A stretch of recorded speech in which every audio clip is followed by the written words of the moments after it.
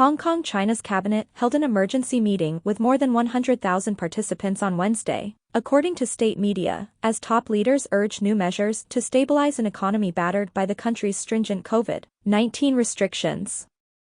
The unexpected video teleconference by the State Council was attended by officials across provincial, city and council levels, according to a report in the government-owned Global Times. High-ranking Chinese officials were also present, including Premier Li Keqiang, who urged authorities to take action in sustaining jobs and reducing unemployment.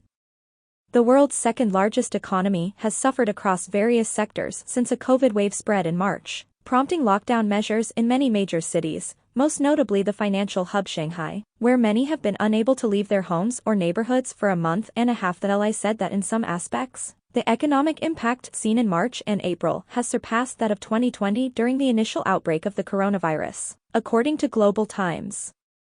He pointed to several indicators including unemployment rates, lower industrial production and cargo transportation. The premier has become increasingly vocal about the economic downturn in recent weeks, calling the situation complex and grave earlier in May, but Wednesday's comments may paint the grimmest picture yet. The teleconference comes after a State Council executive meeting on Monday where authorities unveiled 33 new economic measures, including increasing tax refunds, extending loans to small businesses, and providing emergency loans to the hard-hit aviation industry, according to government-owned news outlet Xinhua. Several of the 33 policies also ease COVID curbs, such as lifting restrictions on trucks traveling from low-risk areas. At the Wednesday meeting, Li urged government departments to implement those 33 measures by the end of May. The State Council will send task forces to 12 provinces starting Thursday to oversee the rollout of these policies, he added, according to Xinhua.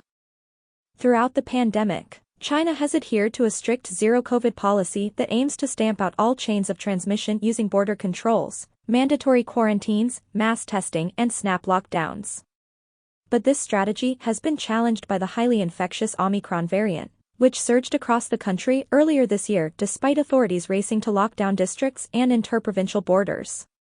By mid-May, more than 30 cities were under full or partial lockdown, impacting up to 220 million people nationwide, according to CNN's calculations. For industries ranging from big tech to consumer goods, that's destroying both supply and demand.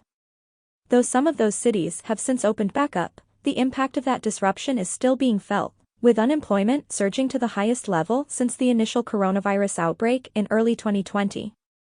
Many companies have been forced to suspend operations, including automakers Tesla and Volkswagen.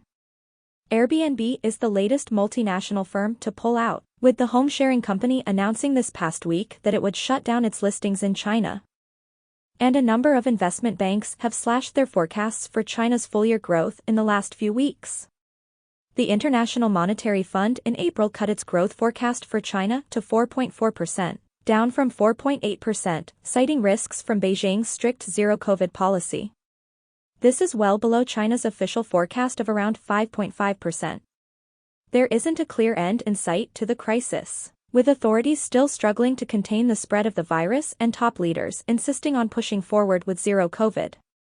On Monday, the national capital Beijing, which has also seen cases creep up over the last few weeks, saw 7 districts put under partial lockdown, affecting nearly 14 million residents. The city's 2 largest districts, Chaoyang and Haidian, were included, forcing the closure of all non-essential businesses including shopping malls, gyms and entertainment venues.